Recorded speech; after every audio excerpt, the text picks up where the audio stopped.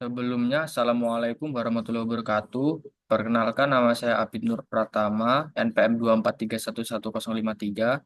Di sini saya akan mengerjakan tugas akhir dasar-dasar akuntansi, yaitu saya akan menjelaskan tentang pengertian laporan laba rugi.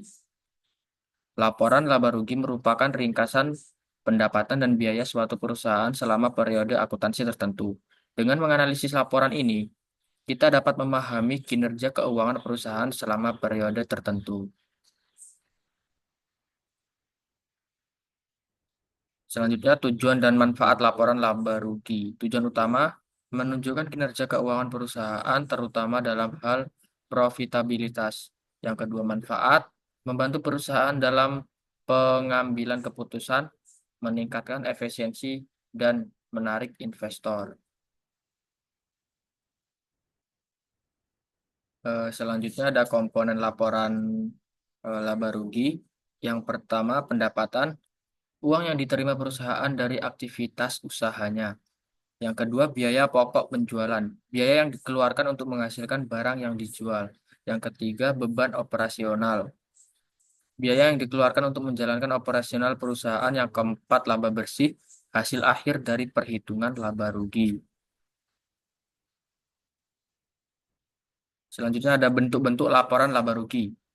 Ada bentuk tunggal, bentuk ganda, dan bentuk berurut.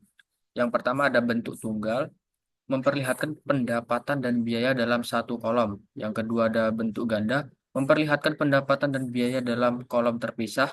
Dan yang terakhir ada bentuk berurut, memperlihatkan pendapatan dan biaya secara berurutan. Sifat dan karakteristik laporan laba rugi. Ada periodik, laporan ini disusun untuk periode tertentu seperti bulanan, triwulan, atau tahunan. Yang kedua ada kuantitatif, informasi yang ditampilkan berupa angka-angka dan data keuangan. Dan ada moneter, semua informasi dinyatakan dalam satuan mata uang. Selanjutnya ada penyusunan laporan laba rugi. Yang pertama ada pengumpulan data, kumpulan data tentang pendapatan, biaya, dan lainnya. Yang kedua ada klasifikasi data, klasifikasi data berdasarkan jenis dan periode. Yang ketiga ada perhitungan laba rugi, hitung laba rugi berdasarkan rumus dan metode akuntansi yang berlaku. Dan yang terakhir ada penyajian laporan. Sajian laporan laba rugi secara sistematis dan mudah dipahami. Selanjutnya ada analisis laporan laba rugi. Yang pertama ada rasio profitabilitas, menunjukkan kemampuan perusahaan dalam menghasilkan keuntungan.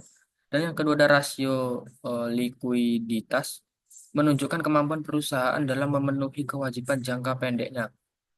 Yang ketiga ada rasio solvabilitas, menunjukkan kemampuan perusahaan dalam memenuhi kewajiban jangka panjangnya.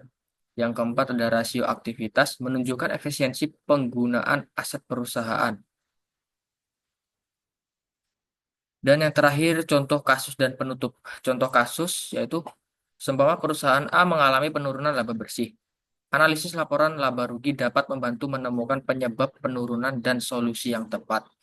Dan penutup, pemahaman yang baik tentang laporan laba rugi sangat penting bagi setiap perusahaan. Mungkin sekian pengertian laporan laba rugi dari saya. Kurang lebihnya saya mohon maaf. Saya akhiri. Wassalamualaikum warahmatullahi wabarakatuh.